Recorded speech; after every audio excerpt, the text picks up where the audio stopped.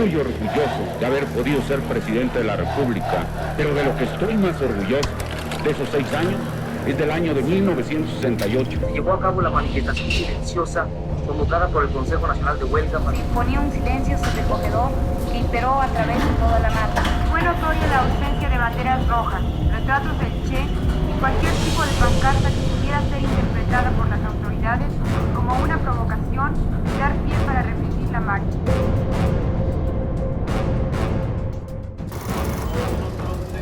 Era un país con un autoritarismo muy brutal, asesino. Estamos cansados de este clima de opresión.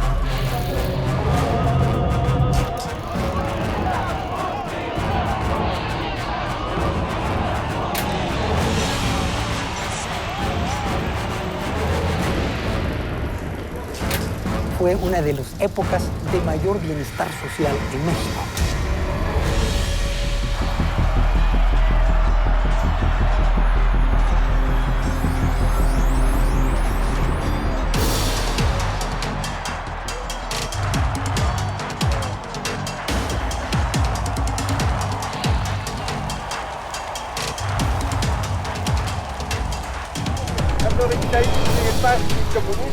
Se ha dicho que la obra de arte es una manifestación de superestructura.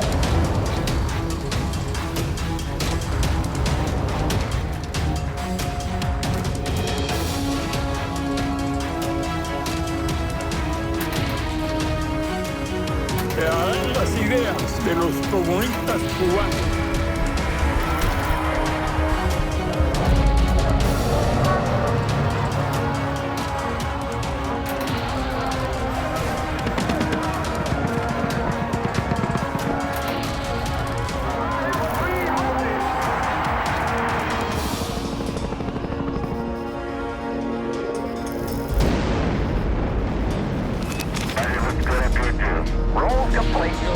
Del año 1963, el magnicidio Kennedy. Hemos sido tolerantes hasta excesos criticados. It's been another long and bloody night in Mexico City, with Mexican students continuing their battle against the Mexican army and police. Crear víctimas para darle fuerza al movimiento.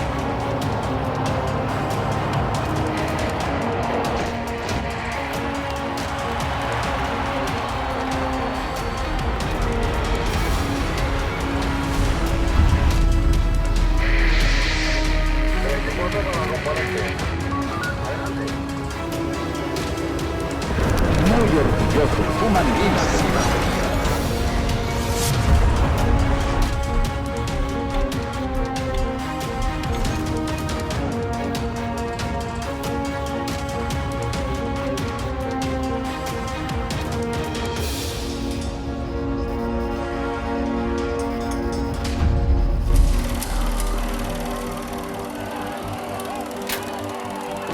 1968.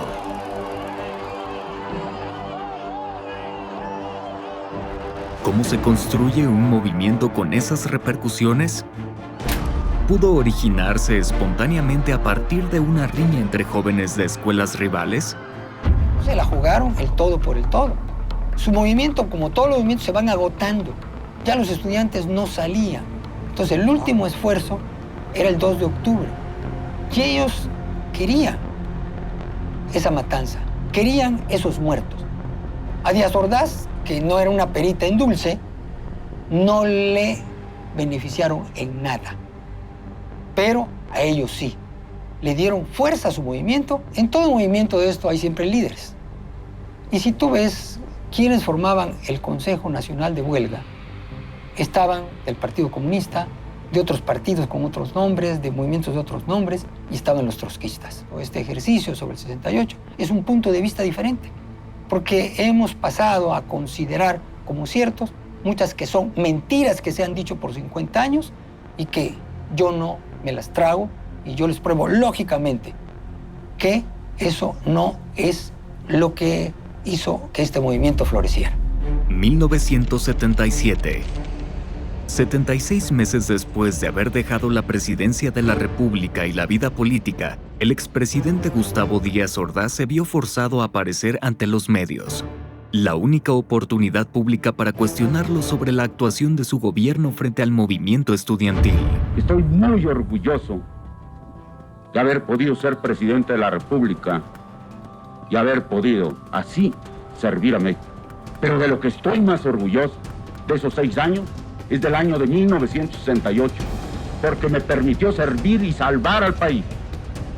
Les guste o no les guste, con algo más que horas de trabajo burocrático, poniéndolo todo: vida, integridad física, horas, peligros, la vida de mi familia, mi honor, el paso de mi nombre a la historia. Todo se puso en la balanza. Afortunadamente salimos adelante. Y si no ha sido por eso, usted no tendría la oportunidad, muchachito, de estar aquí preguntando. ¿De qué había salvado Díaz Ordaz al país de acuerdo con su punto de vista? Estaba convencido de un complot comunista. La Agencia Central de Inteligencia, la CIA estadounidense, así lo decía. 2 días después de aquel trágico 2 de octubre, un telegrama secreto de la Embajada de Estados Unidos en México al Departamento de Estado en Washington tenía un apunte inquietante. Solicité comentarios sobre los informes difundidos por el FBI el 4 y 5 de octubre sobre el origen del tiroteo en los incidentes del 2 de octubre. Un informe atribuyó el brote a la confusión entre el ejército y los agentes de seguridad, otro grupo terrorista trotskista implicado, Brigada Olimpia, que no se identificó previamente. No se refería entonces al Batallón Olimpia organizado por el gobierno para vigilar la seguridad de los Juegos Olímpicos que se acercaban, sino a una presunta brigada subversiva radical. ¿Cómo llegaron a esa conclusión? ¿Fue así? El mismo ejército sabía que iba a pasar algo, pero no sabía. Y tengo también gente que estuvo, que era parte de esos, y voy a permitir contármelo eso, de que fue la que me dio toda esta información. 2 días antes del 2 de octubre, llegó un compañero mío de escuela, desde primaria, que era trotskista, y que me tenía pues mucho aprecio, porque habíamos hecho la primaria, la secundaria juntos, y él me dijo, llegó 2 días antes, y me dijo: no vayas a este meeting que va a haber en Tlatelolco. Le dije: ¿por qué? Me dice: no te puedes ir, pero no vayas. ¿Y a quién otro le convenía esa creación de muertos? Además, ¿quiénes manejaron las ametralladoras? En donde cayeron soldados, los mismos soldados se subieron arriba a disparar a los de abajo.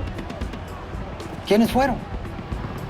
Si alguien tiene que otro grupo fue, para mí fue el grupo radical trotskista, quien poco sabía, aún gente del Consejo Nacional de Huelga, aún el gobierno no sabía que iba a pasar algo, pero ellos fueron los que provocaron esta matanza.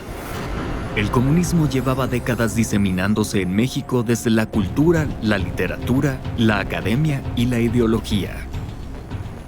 Podemos ir tan atrás como queramos, pero este movimiento es de los que se llaman sembrados. ¿Qué quiere decir? Que no es producto de un descontento social, no es producto de algo que pasó, que surgió inconscientemente o que surgió espontáneamente, no. Hay un grupo con objetivos definidos para aprovechar lo que sucedió en Tlatelolco en 1968.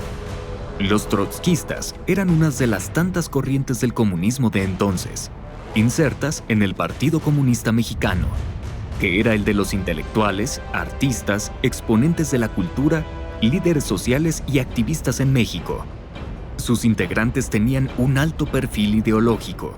Escritores de la talla de José Revueltas y Juan de la Cabada, líderes sociales y sindicales como Hernán Laborde, Miguel Ángel Velasco, Ramón Danzós Palomino y Valentín Campa, muralistas como David Alfaro Siqueiros, Diego Rivera y Javier Guerrero. Sus obras quedaron plasmadas en los muros de edificios públicos, pagadas con dinero público. El primer secretario de Instrucción Pública y Bellas Artes tras la Revolución, José Vasconcelos, se había propuesto llevar así la cultura y las artes a las masas.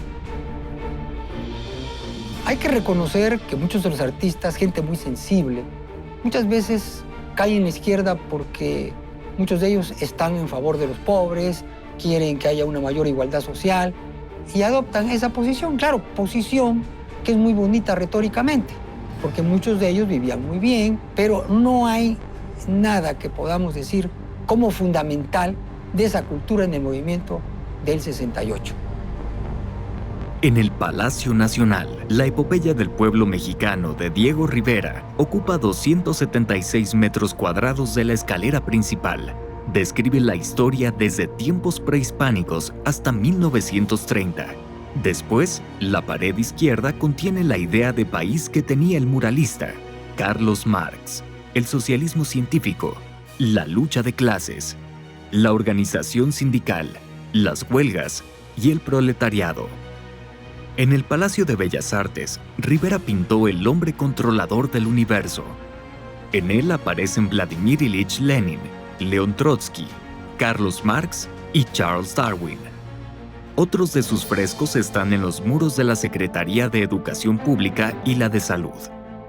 El mercado Abelardo L. Rodríguez luce temáticas como la producción de alimentos y la explotación de campesinos, obreros y mineros, pintados en su mayoría por alumnos de Diego Rivera. El Palacio de Bellas Artes y el antiguo Colegio de San Ildefonso tienen también murales de José Clemente Orozco. Las obras de David Alfaro Siqueiros están en la Rectoría de la UNAM, el Poliforum y el Centro Médico La Raza, entre otros sitios. El célebre cineasta Luis Buñuel había enviado en 1932 una carta al escritor francés André Breton, renunciando al surrealismo, su nuevo pensamiento, el comunismo, su nueva causa, el proletariado. ¿Quién fue?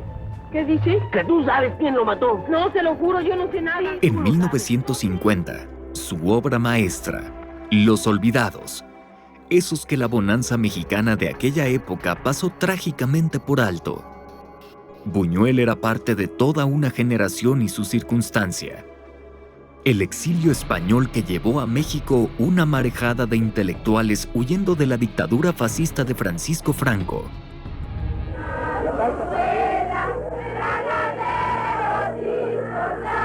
Desde la cultura y las artes, las mujeres siempre fueron piedra angular del Partido Comunista. La escritora, feminista y sufragista, Benita Galeana.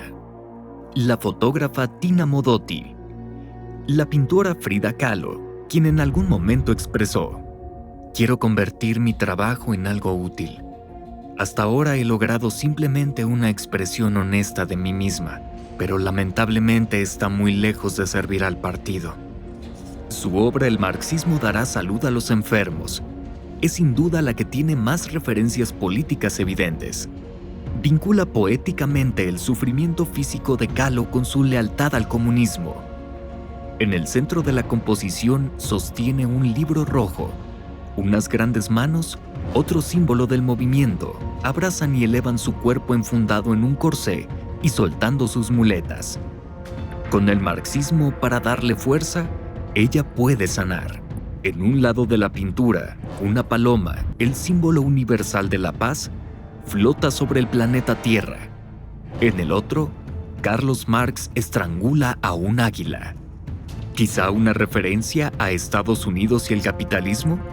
En 1937, Frida Kahlo dedicó uno de los muchos autorretratos a León Trotsky, dedicatoria que aparece incluso por escrito en el mismo cuadro. La pintora y el disidente soviético sostenían una relación extramarital, luego de que ella y su esposo Diego Rivera le habían dado techo en la Casa Azul de Coyoacán, junto con su esposa, Natalia Sedova. Esa relación hizo más intensa la afinidad de la artista con el comunismo más radical. El Partido Comunista no había pegado en México y entonces buscaban una oportunidad para entrar en la opinión pública y el movimiento del 68 les dio esa oportunidad. El Partido Comunista Mexicano pasó la mayor parte de su historia apartado de la participación electoral. Su fundación se ubica el 24 de noviembre de 1919. Poco tiempo después, se afilió a la Internacional Comunista, órgano fundado por los triunfadores de la Revolución de Octubre de 1917 en Rusia, los bolcheviques y su líder, Vladimir Ilich Lenin. El PCM se asumió como un opositor de Plutarco Elías Calles, el fundador del Partido Nacional Revolucionario, y constructor de su estructura corporativa. También fue un crítico agudo de Lázaro Cárdenas, a quien terminó apoyando por su congruencia como el reformador que había desplazado al callismo e impulsado ideas sociales como la creación del ejido, la del Instituto Politécnico Nacional y la expropiación petrolera. El Partido Comunista apoyó también la candidatura de Manuel Ávila Camacho, pero eso no impidió que fuera proscrito años más adelante, en la década de los 50, apartándose del curso ideológico que estaba tomando el gobierno y retomando las ideas comunistas en boga en el mundo de esos años. En México se dieron otras expresiones políticas traídas de otras latitudes. En los años 30, el Casino Alemán en el centro histórico de la capital era también el centro de reunión de los simpatizantes del Partido Nacional Socialista de Adolfo Hitler, sus representantes en México, el espía George Nikolaus y el propagandista Arthur Dietrich. Entre sus simpatizantes estaba el propio José Vasconcelos. El nazismo en México se extinguió cuando el presidente Manuel Ávila Camacho declaró la guerra en 1941 a los países del Eje, entrando así a la Segunda Guerra Mundial. Entre la clase intelectual, también había personajes reconocidos por su anticomunismo. 1963, 22 de noviembre, el presidente de Estados Unidos, John F. Kennedy, cayó asesinado en Dallas, Texas. El homicida, Lee Harvey Oswald, ex-marine que se asumió como marxista durante los interrogatorios posteriores. Un año después, la escritora Elena Garro y su hija, Elena Paz Garro, acudieron a la Embajada de Estados Unidos en México. Dijeron que habían visto a Lee Harvey Oswald en casa de sus primos, los Durán Navarro, en una fiesta para bailar twist, semanas antes del magnicidio. Horacio Durán Navarro era articulista en el periódico El Día, identificado como procomunista. Declaró que nunca conoció a Oswald. Su esposa, Silvia Tirado de Durán, era secretaria del cónsul cubano Eusebio Azcue, quien dijo que un hombre que fingió ser Oswald había solicitado una visa para ir a Cuba. De acuerdo con un documento de la CIA, Silvia Tirado de Durán fue arrestada e interrogada personalmente por el director federal de seguridad, Fernando Gutiérrez Barrios. Bajo torturas, admitió haber sido amante de quien terminaría siendo el asesino del presidente norteamericano. El FBI, la Comisión Warren y otras instancias del gobierno estadounidense investigaron los señalamientos de Elena Garro y su hija, pero no lograron comprobarlos oficialmente. ¿Qué tanto es verdad y qué tanto no? Es sabido y confirmado mediante documentos del propio FBI que Lee Harvey Oswald sí estuvo en la Ciudad de México. Años más adelante, pasado el 2 de octubre de 1968, el nombre de Elena Garro volvió a aparecer en medio de una controversia. Uno de los líderes estudiantiles, Sócrates Amado Campos Lemus, acusó a la escritora y a los políticos Carlos Madrazo, Braulio Maldonado y Humberto Romero de estar detrás del conflicto. Este aerograma secreto de la Embajada de Estados Unidos en México al Departamento de Estado en Washington reportaba: al día siguiente, todas las personas denunciadas por Sócrates Amado Campos emitieron declaraciones públicas enérgicas. Elena Garro, conocida por la embajada como una persona muy inestable, no solo negó los cargos contra ella y Madrazo, sino que aprovechó la ocasión para acusar al rector de la UNAM, Barros Sierra, José Luis Celia, Leopoldo Sea, José Luis Cuevas, José Escudero, Carlos Monsiváis y otros como autores intelectuales de la rebelión estudiantil. La figura de Sócrates Amado Campos Lemus pasó a la historia como la de un provocador y delator del 68 mexicano.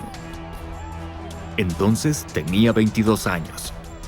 Era militante de la Juventud Comunista y delegado de la Escuela Superior de Economía del Politécnico en el Consejo Nacional de Huelga. Tras ser arrestado en Tlatelolco el 2 de octubre, hay quienes aseguran haberlo visto ayudando a los soldados en el campo militar número 1 a identificar al resto de los detenidos. En una declaración publicada el 6 de octubre de 1968 en la prensa, afirmó que el movimiento estudiantil disponía de columnas armadas de seguridad en el mitin de la Plaza de las Tres Culturas. Según su versión, eran 5 grupos de choque bajo el mando de igual número de miembros del CNH. Cada columna estaría integrada por 6 miembros armados, alumnos de la Escuela de Agricultura de Chihuahua, dijo Campos Lemos. Habían provisto 20 pistolas calibre 38, 2 rifles M1, 2 metralletas calibre 22, un rifle 30-06 y 2 pistolas calibre 45. La consigna, afirmó, era abrir fuego contra los granaderos y soldados, particularmente donde se sospechaba que estaban los mandos. Más aún, en 1969, firmó una carta refiriendo el alto sentido patriótico y grandeza de alma del presidente Gustavo Díaz Ordaz. Incluso le ofreció, a cambio de salir de prisión, participar en un acto público de desagravio y solidaridad. Estuvo encarcelado en Lecumberri hasta 1971. Poco tiempo después, ya era funcionario en el gobierno de Luis Echeverría. Al gobierno no les hubiera hecho caso si no hubiera habido esas víctimas. Y estuvieron a punto de que las Olimpiadas, que eso es lo que ellos querían, se cancelaran.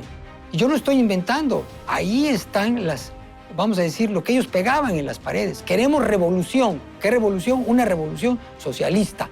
No queremos Olimpiadas. Podemos hacer las relaciones que queramos. Que si hubo también en Estados Unidos, que los hippies, que todo eso, y pueden ser parcialmente válidas. Pero cuando tú estás analizando un problema social, y te lo digo como profesor, que ha dirigido muchas tesis, que ha estado en muchos exámenes, tú tienes que irte a lo que está directamente relacionado, no andarte por las ramas. Y lo que está indirectamente relacionado es el movimiento ese mismo año en Francia, la sucesión presidencial en México y el hecho de que la mayoría de las universidades públicas, los grupos que dirigían a los estudiantes eran marxistas, eran de izquierda. Eso yo lo viví. Yo estaba en la Escuela Libre de Derecho, era el presidente de la Sociedad de Alumnos y era uno de los pocos líderes estudiantiles que no compartía esas ideas. México se prepara a cumplir. 1968. Los ojos del mundo estaban puestos en México. Los 19º Juegos Olímpicos de la era moderna estaban por celebrarse en la capital, del 12 al 27 de octubre. El mundo estaba polarizado por 2 potencias políticas y hundido en la llamada Guerra Fría. El bloque comunista, encabezado por la entonces Unión de Repúblicas Socialistas Soviéticas, por un lado, el bloque capitalista que lideraba Estados Unidos, por otro. On all offensive military equipment, undershipment to Cuba is being initiated. En los años recientes, el régimen comunista de Cuba había sobrevivido a la invasión norteamericana a la Bahía de Cochinos. Eso dio paso a la crisis de los misiles que la Unión Soviética planeaba instalar en la isla, que era su aliada. Además, estratégicamente cercana al territorio de su rival, Estados Unidos, para tenerlo a tiro. La tensión en el mundo era cotidiana, una carrera armamentista exacerbada y peligrosa. Cualquier pequeña chispa podía desatar un infierno global. México se ubicaba en un tercer grupo de países, el de los no alineados, pero por su situación geográfica y estratégica, era un apetitoso dulce para los servicios de inteligencia de todos los bandos.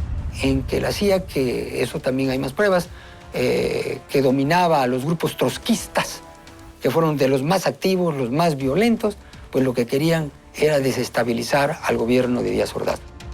1968 transcurría en México dentro del periodo en que el Partido Revolucionario Institucional llegó a su apogeo en el poder. Su estructura mantenía el control de la organización de todos los sectores. La clase obrera en la Confederación de Trabajadores de México, los ejidos y la vida rural en la Confederación Nacional Campesina, Los demás grupos se aglutinaron en la Confederación Nacional de Organizaciones Populares. Cualquier movimiento u organización social que se formara afuera de la estructura partidista era vigilado. En unos casos, tolerado. En otros, cooptado. Y si era necesario, hostigado y reprimido. El PRI surge, podemos decir, después de la Revolución Mexicana, como un partido fascista. Plutarco Elías Calles, que funda el PRI, admiraba a Mussolini. Entonces, lo que hemos tenido con el PRI es un partido fascista, cuyas bases son los sindicatos, los grupos intermedios, no los ciudadanos. Desde el punto de vista de la teoría política, el PRI fue un partido fascista, en el cual había control de los medios de comunicación. Por ejemplo, los periódicos pues tenían que comprar un papel cuyo monopolio lo tenía el gobierno, había censura, había represión, pero también había muchas libertades. Había que cambiar muchas cosas. Podemos decir que en ese partido fascista era un partido neosocialista. ¿Por qué? Porque las principales políticas que puso en práctica, como por ejemplo la reforma agraria en México, que casi estuvo todo el siglo pasado, fue una copia de la reforma agraria en la URSS. La expropiación del petróleo, la expropiación de la energía eléctrica. Antes de llegar a la residencia presidencial, Gustavo Díaz Ordaz había sido el secretario de Gobernación. Su director de información, Luis M. Farías, se esmeraba en que las fotografías salieran en el mejor ángulo posible, pero el político lo reprendía. No tengo ángulo, soy feo, así soy. Al secretario de Gobernación no solo se le debe tener respeto, sino un poco de miedo. Es saludable para el país. Soy lo suficientemente feo como para que me tengan miedo, decía. Llegó a la presidencia de la República en 1964. El uso político dictaba que los dichos y decisiones del presidente eran incuestionables. La disciplina partidista del PRI era a toda prueba. La oposición existía, pero su tamaño era mínimo. El 23 de julio de 1966, el Diario de México cometió un error que le costaría muy caro. Publicó la fotografía de un evento del líder de la CNOP con el gremio de los gasolineros, en que aparecía la imagen del presidente atrás del presidio. Justo al lado, la de dos simios que habían sido adquiridos por el zoológico de Chapultepec.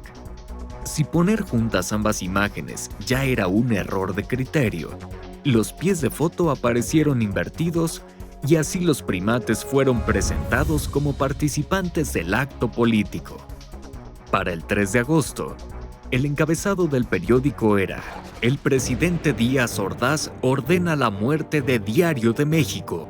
La nota decía que había instrucciones de que las dependencias oficiales dejaran de adquirir espacios publicitarios y negaran información a sus reporteros, un tema que podía resolverse con algún recurso legal.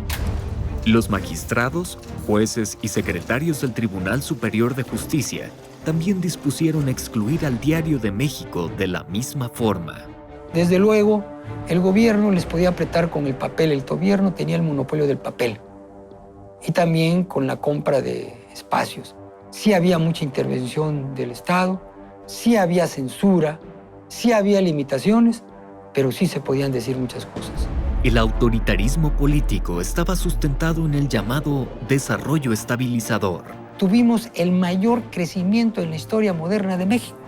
Para tener una idea, mientras en promedio en México se crecía al 7% aproximadamente, en Estados Unidos se crecía al 5%, con una inflación menor en México menor del 3%, mientras en Estados Unidos era mayor del 4%.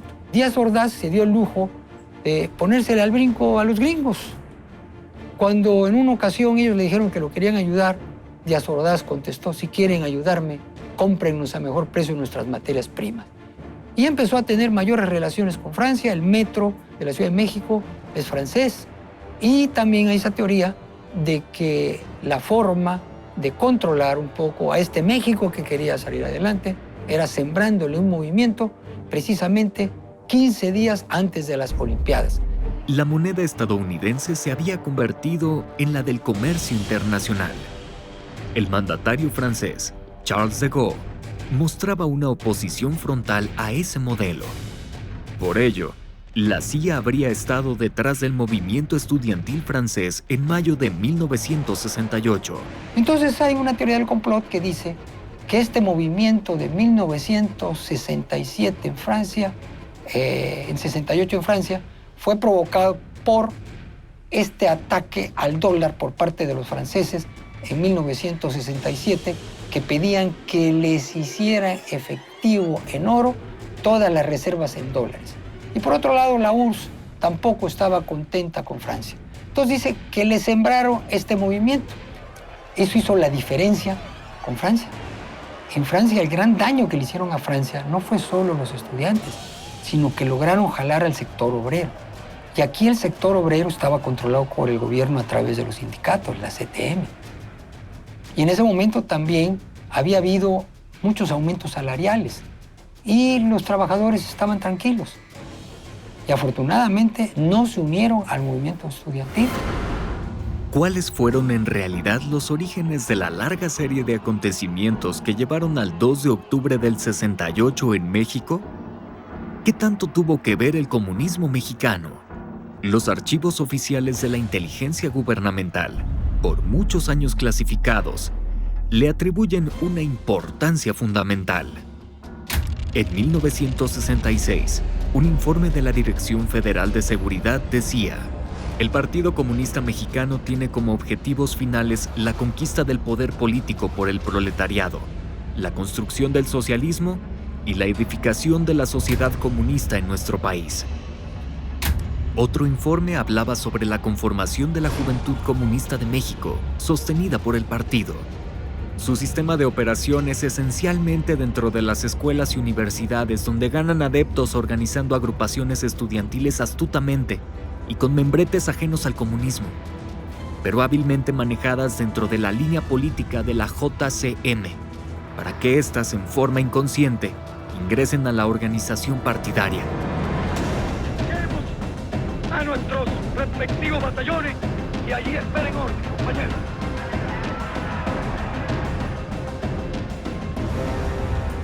...1959 fue un parteaguas. El triunfo de la Revolución Cubana hizo soplar nuevos aires de rebeldía.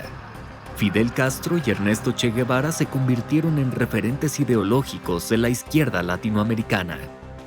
Había mujeres, entre ellos mi novia, ahí andaba. No sabía por qué, pero andaba ahí, fue la que traía al Che Guevara. Y cuando digo, ¿y este quién es? No sé, pero está guapón. Así andaban mucho. El héroe de ese movimiento fue el Che Guevara. ¿Quién es el Che Guevara? Bueno, pues es el principal subversivo, que para muchos es un héroe. Para mí es un asesino serial, como hay grabaciones del mismo, como hay pruebas de que tan solo en una de las cárceles de Cuba, él personalmente mató a 200 personas, y él tenía un gusto por matar. Era un asesino. Y ese asesino, que pues para muchos es un héroe, fue la figura central en el movimiento del 68. No estaba Cárdenas, no estaba... No. Los héroes eran de izquierda. Lo que ellos querían, aunque no lo lograron, era otra Cuba en México. Que era utópico, sí, pero los que estaban ahí, esa era la ideología que tenían. Los que estuvieron atrás de la matanza del 68. Los movimientos encontraron un punto de fuerza y cohesión. 1960, Chilpancingo, Guerrero. La Federación de Estudiantes del Colegio del Estado realizaron movilizaciones y mítines masivos para exigir la autonomía de la Universidad del Estado. El movimiento culminó el 30 de diciembre con la masacre de unas 20 personas a manos de las fuerzas de seguridad y la caída del gobernador Raúl Caballero Aburto 5 días después. 1961, 4 de agosto. Nació el Movimiento de Liberación Nacional.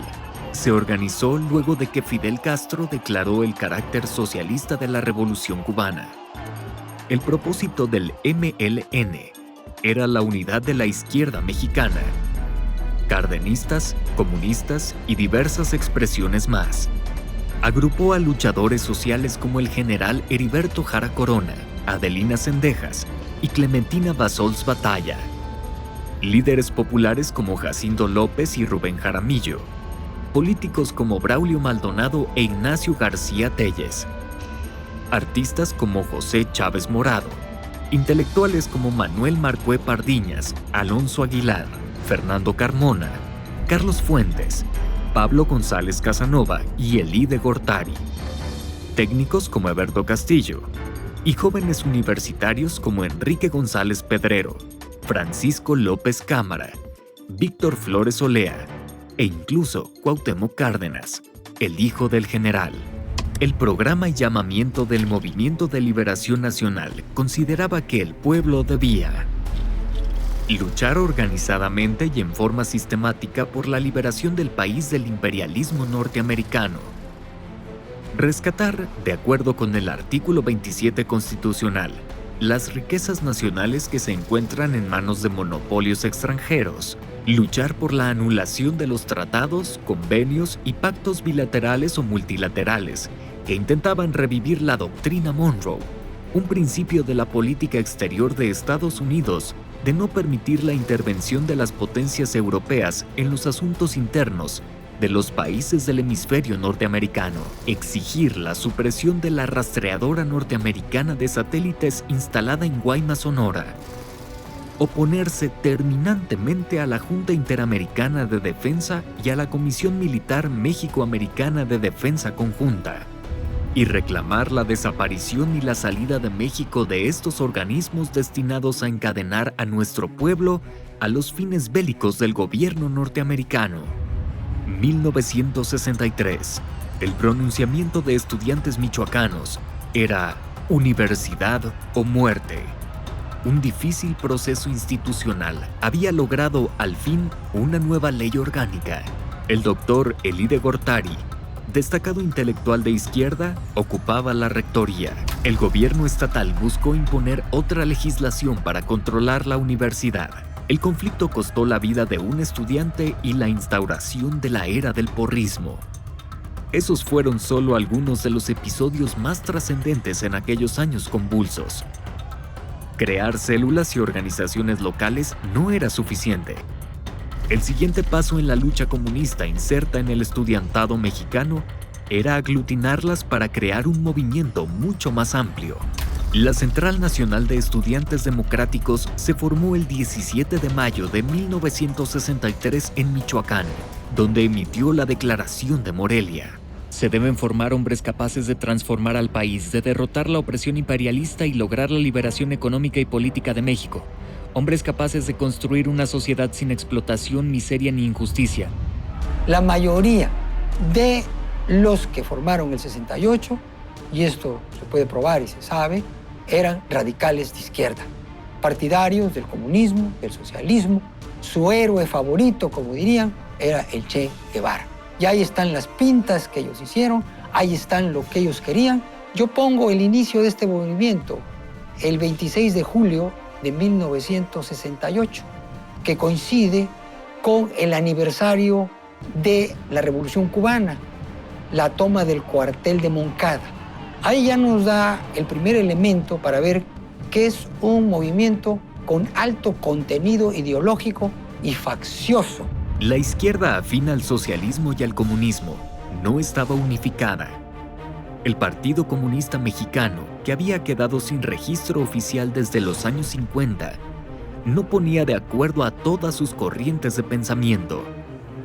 Marxistas-leninistas, stalinistas, trotskistas, castristas, unos moderados, otros radicales. El PCM era percibido como moderado. Su filiación era la Internacional Comunista o Tercera Internacional, que era el brazo del régimen soviético de Lenin en el mundo.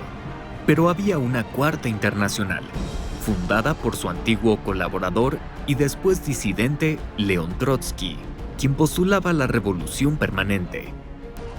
Un informe de la Dirección Federal de Seguridad, fechado el 8 de noviembre de 1966, decía: la táctica de lucha de la Cuarta Internacional aconseja la creación de grupos diversos, aparentemente desligados entre sí, pero obedientes a una sola dirección nacional.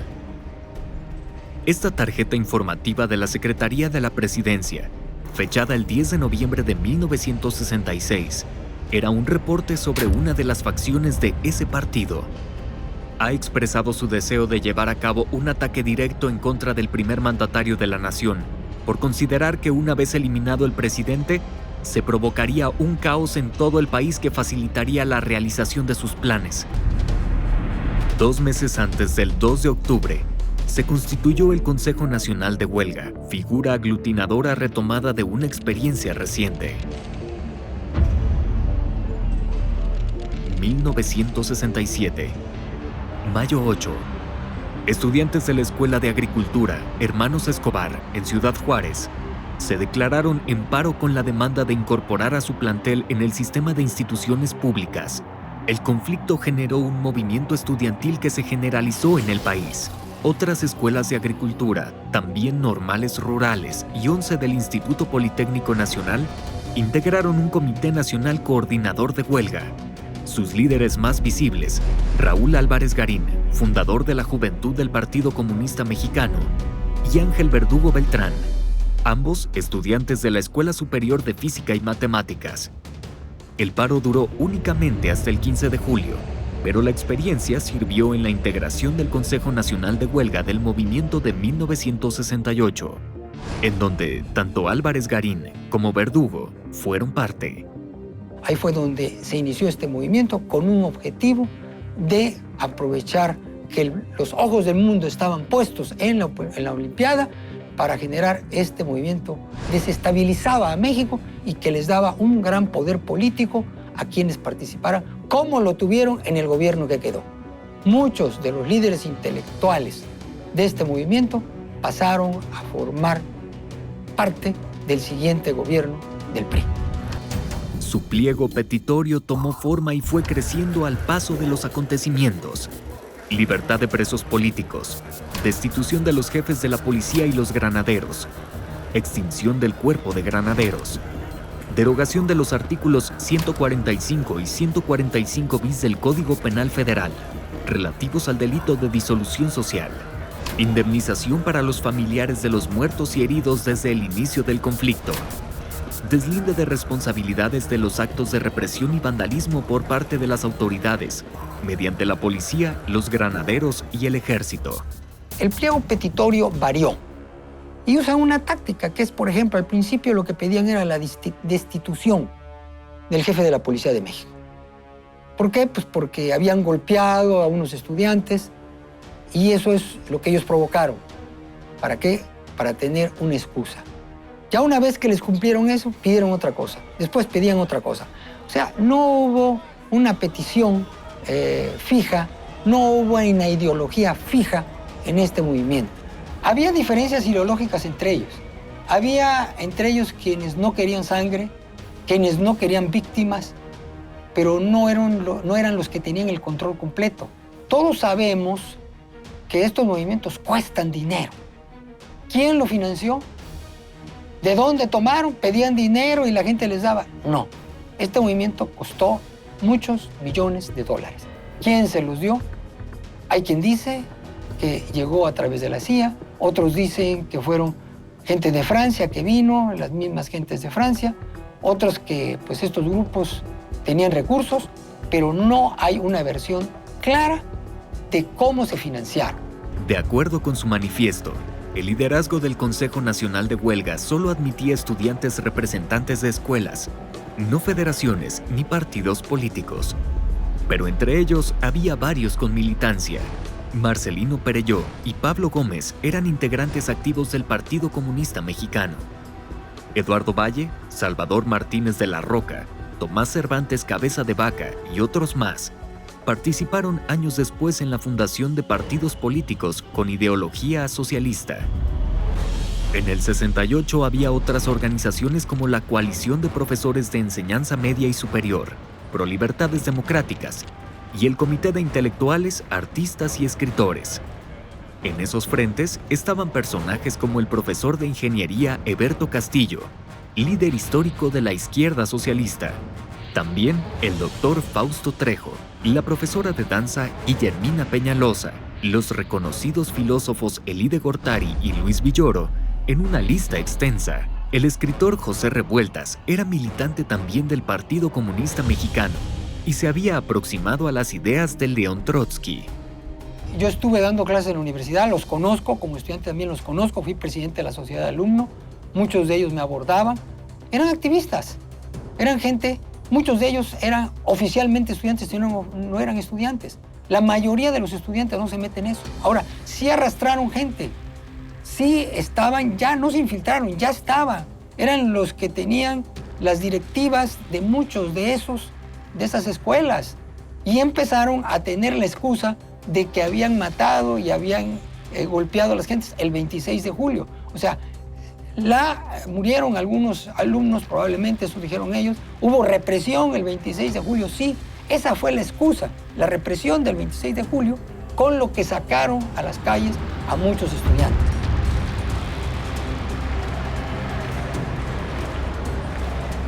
Detonado el movimiento, los siguientes 2 meses fueron de tensión continua, hasta llegar a Tlatelolco.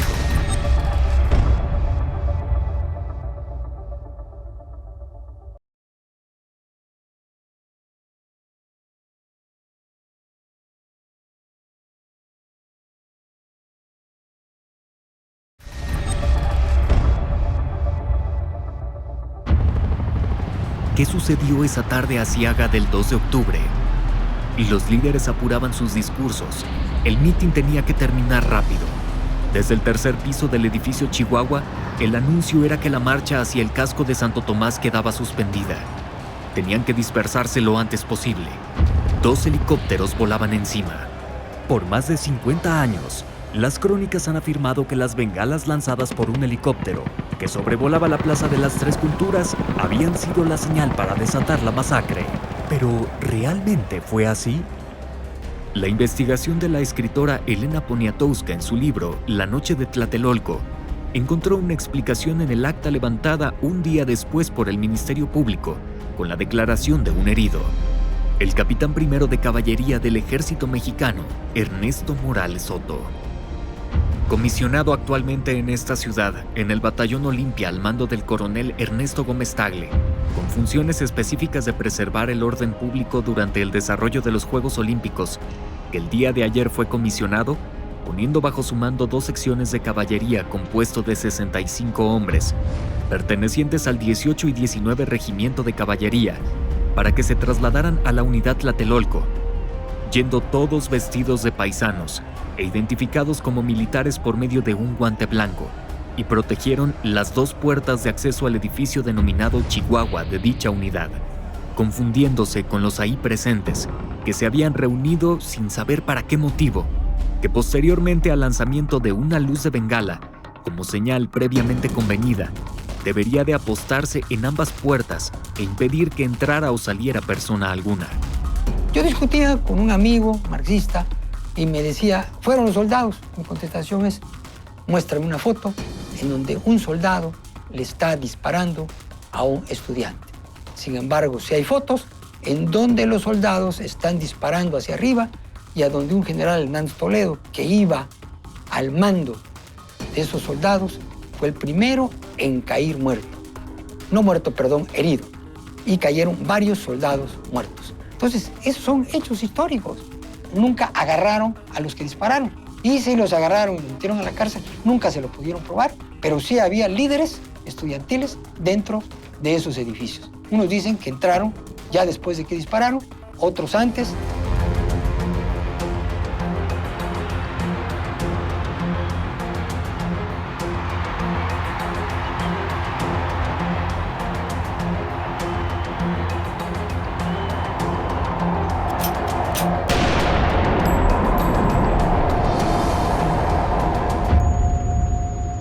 Otra versión es que los integrantes del Batallón Olimpia, militares vestidos de civiles, habían disparado contra civiles y soldados uniformados.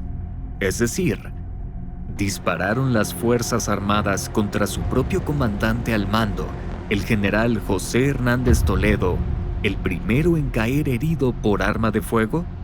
¿Militares contra militares y civiles? ¿O fueron civiles quienes lo hicieron? De ser así, ¿fueron estudiantes? A todos los líderes le dijeron que se fueran antes de que empezaran los balazos. Eso sí sabían que iba a haber algo. Y hasta después supieron lo que había, pero no le tocó a ninguno correr en la explanada cuando empezó la ametralladora. Este es lo que se llama una prueba presuncional de que hay quienes ya sabían lo que iba a pasar y no era el ejército, que el general estaba ahí en medio y lo agarraron a balazos y las balas venían de arriba, como muestran los estudios que se le hicieron. Menciona centenares de muertos. Desgraciadamente hubo algunos, no centenares. Tengo entendido que pasaron de 30 y no llegaron a 40 entre soldados, alborotadores y curiosos. Podrán decir, como se ha dicho en otras ocasiones, que se hicieron desaparecer los cadáveres, se sepultaron clandestinamente, se incineraron. Eso es fácil. No es fácil hacerlo impunemente, pero es fácil hacerlo. Pero los nombres no se pueden desaparecer. Si hay un nombre, que lo pongan en la lista. Ese hombre, cuando desapareció, ese nombre corresponde a un hombre, un ser humano, que dejó un hueco en una familia. Pues aprendí el comportamiento de muchos amigos que son marxistas. Y ellos hablan de que es muy importante la parte psicológica para buscar adeptos. Y hay un manual de psicopolítica que nunca fue un libro editado, sino era un manual en la cual se basaban las estrategias para llegar al poder político. Y en una de esas, vamos a decir, páginas del manual, hablaba de cómo darle vida a un movimiento. Y era sembrar el caos en los enemigos, lo decía. El crear víctimas para darle fuerza al movimiento. Y mi punto de vista, muy respetable, el que no acepte lo que yo digo, es que en el 68 es lo que se hizo. Se crearon víctimas para darle fuerza al movimiento y con la posibilidad de que se cancelaran las Olimpiadas en México. Entonces, un grupo de alumnos llegó y me dijo, oye, Luis, hay que cerrar la escuela. ¿Ya viste que mataron a 43 personas el ejército? Le dije, ¿cómo no? Yo la cierro. Dime el nombre de un líder estudiantil que haya muerto y la cerramos. No murió ningún líder estudiantil. No murió ninguno de los que pasó a hablar. ¿Quiénes murieron? Jovencitos que llegaron ahí a algo que no sabían ni de qué se trataba. Todos los demás se fueron. Esos mecanismos han sido utilizados ampliamente por los movimientos comunistas radicales en el planeta. Incluso en México los aplicaron también años después, en el levantamiento armado de 1994 en Chiapas. En el 68 fueron estudiantes. En el 94, indígenas. La ideología de los organizadores operativos en 1968, marxistas-leninistas y particularmente trotskistas. En 1994, marxistas maoístas y la teología de la liberación. La táctica en el 68, enfrentar a estudiantes con el ejército. En 94, indígenas también contra las Fuerzas Armadas. En ambos movimientos la finalidad aparente era combatir la represión. La finalidad real en 68, crear conflictos antes de los Juegos Olímpicos. En 94, igualmente ante la entrada en vigor del Tratado de Libre Comercio de América del Norte. Sus metas. Tras 1968, incorporaron de personajes de la izquierda en el siguiente gobierno, el de Luis Echeverría. En 1994, exhibieron al gobierno mexicano en Estados Unidos como represor. Escribí un libro que se llama ¿Por qué Chiapas?, en donde digo parte de lo que voy a decir ahora. Mi investigación empezó. ¿Quién fue el que dio los recursos para ese levantamiento de Chiapas? Una alumna que tuve me dijo, cuando yo comenté esto, me dijo, mi mamá tiene un hotel en San Cristóbal y efectivamente estaba lleno de corresponsales de Estados Unidos. Y digo, bueno, ¿cómo los corresponsales de Estados Unidos sabían que iba a haber una matanza? ¿Quiénes fueron los que financiaron todo esto? Alguien que le perjudicaba el Tratado de Libre Comercio. Y esto fue la Federación de Sindicatos de Estados Unidos. que eran los que se opusieron al Tratado de Libre Comercio. Una tarde llegaron un grupo de guerrilleros bien armados, porque había dos tipos de guerrilleros, el bien armado, el que traía metralletas, el que traía casco, el que traía protector, y el indígena, que traía rifles de palo y que traía botas de jardinero. Ahí están, en el libro los traigo y hay fotos de ellos, de las dos personas que había en Chiapas. ¿Qué sucedió? Atacan un cuartel como eso de las 6 de la tarde. ¿Qué hacen los soldados? Un ataque de guerrilleros con rifles pesados, con metralletas, van y los corretean a los guerrilleros. Llegan a un pueblo y les empiezan a hacer frente a los guerrilleros y ponen enfrente a indígenas con rifles de palo. Y ahí están las fotos.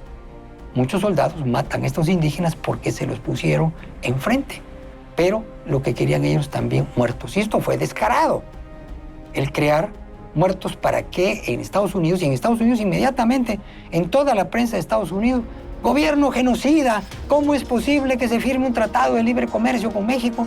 Y en el Congreso querían echar abajo el tratado de libre comercio con base en los indígenas asesinados por el ejército en Chiapas. Episodios de historia que tienen constantes e hilos conductores no siempre tan evidentes. Tlatelolco, la otra versión. El 68 mexicano. Más de medio siglo después, en muchos sentidos, no ha terminado. Y de lo que pasó en esos meses decisivos, aún hay muchas preguntas sin respuesta.